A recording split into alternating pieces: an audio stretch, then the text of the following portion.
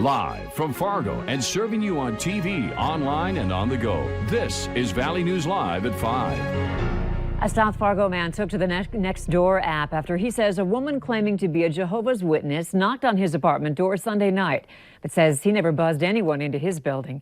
Valley News Team's crime and safety reporter Bailey Hurley talked with both the man and religious members today who say they don't think this woman is who she claimed to be. She claimed her name was Stephanie, knocking on the apartment of one South Fargo man last night with empty hands, but saying she wanted to share the word of God.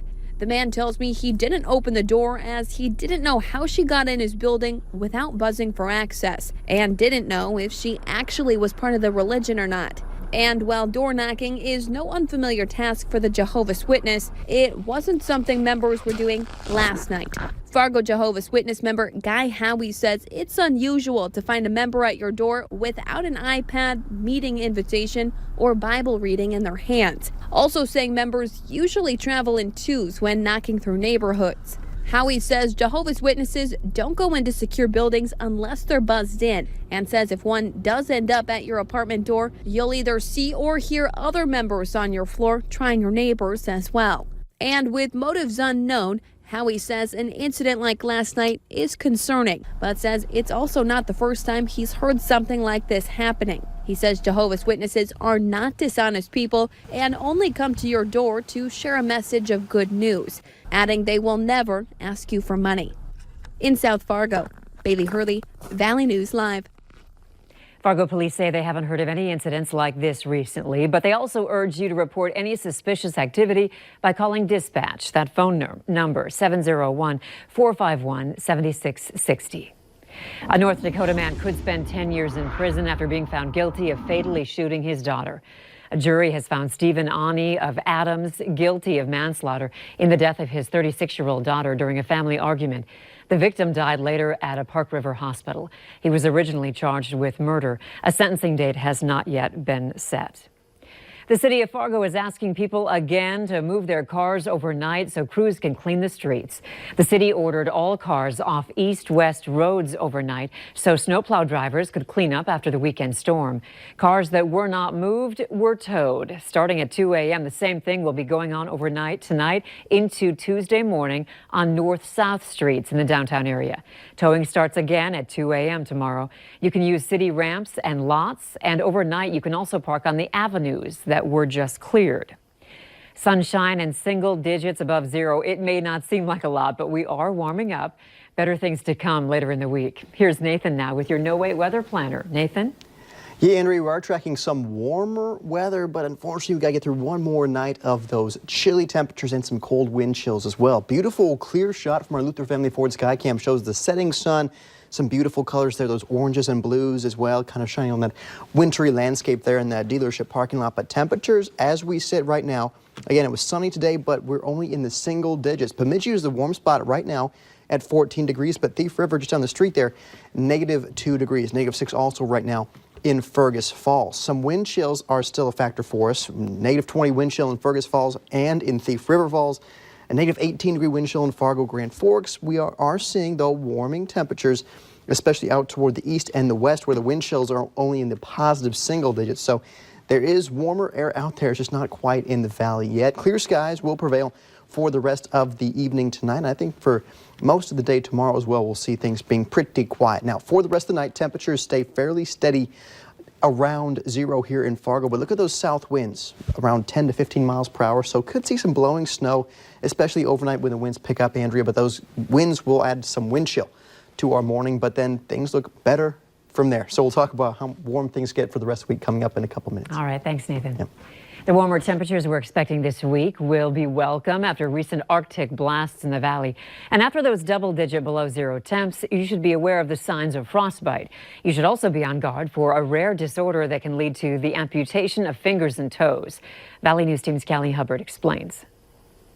white fingers, swelling, and a pins and needles sensation. It's excruciatingly painful. Just being outside and being really cold to the point where your fingers are kind of starting to hurt and someone all of a sudden smashes them with a hammer. Jason Dell from Park Rapids figured out he had Raynaud's disease when he was 15. It can run in the family or be caused by medications and diseases that restrict blood vessels. It's common in colder climates as your body tries to save heat. It slows down the blood flow to your fingers and feet, where your blood vessels shrink, limiting blood supply to the fingers. Your fingertips start stinging at first at year 1 or 2, and then it turns to 3, 4, and they start turning white. And then every year they get worse and worse and worse and worse and worse. The disorder can lead to amputation of fingers and toes. You're from South Fargo?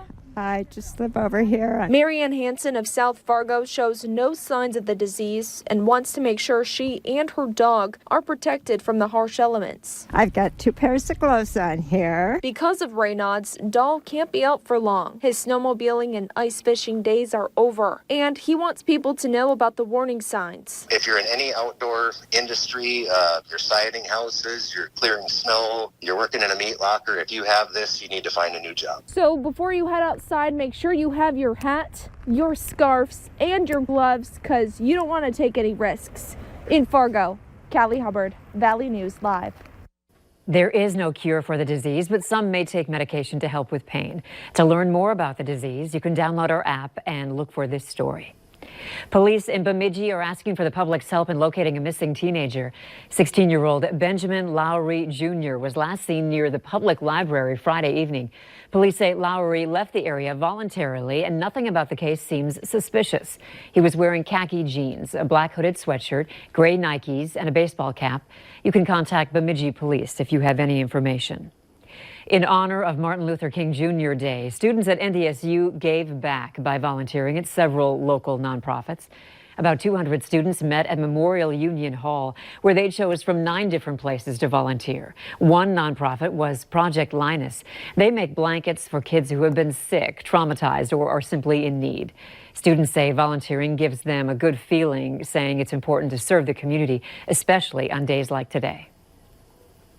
Project Linus cannot survive without the community help, and this is a huge help. Kind of in a position of privilege, being able to go to college and whatnot, and it's nice to give back to those people who aren't in that position.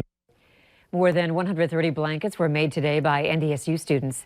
In 2018, the nonprofit delivered up to 4,000 blankets to kids in need. Meanwhile, in Minnesota, events were held across the state to honor the legacy of Martin Luther King Jr. That includes the 30th annual MLK Holiday Breakfast in Minneapolis this morning. The theme this year, Rise Up, Standing Together for Positive Change. Eric Holder was the keynote speaker. President Barack Obama appointed Holder to be the nation's first African-American Attorney General in 2009. America as a nation has made much progress over the decades, but we are not yet at the place envisioned in our founding documents. The scars of our past can still be seen and felt, not only in this city, but in our nation as well. Proceeds from the event benefit the United Negro College Fund's MLK Legacy Scholarship. New numbers out from the state's Department of Mineral Resources show North Dakota's oil production is down slightly in November from October. The state recorded an average of 1.51 million barrels of oil a day in November. That's down about 2,500 from a record set in October. 94 billion cubic feet of natural gas was produced in November. That's down from the record 95.3 billion cubic feet in October. And companies statewide flared about 17% of gas produced, which is above the state's 12% target. A wrongful death lawsuit filed by Prince's family members has been quietly dismissed. Officials say family members have reached settlements with defendants, including the Minnesota doctor who saw Prince in the weeks before his death and the Illinois hospital that treated him for an opioid overdose 7 days before he died. Efforts are still ongoing to dispose of his estate that was once priced at around $200 million. Prince was 57 when he died of an accidental fentanyl overdose on April 21st, 2016.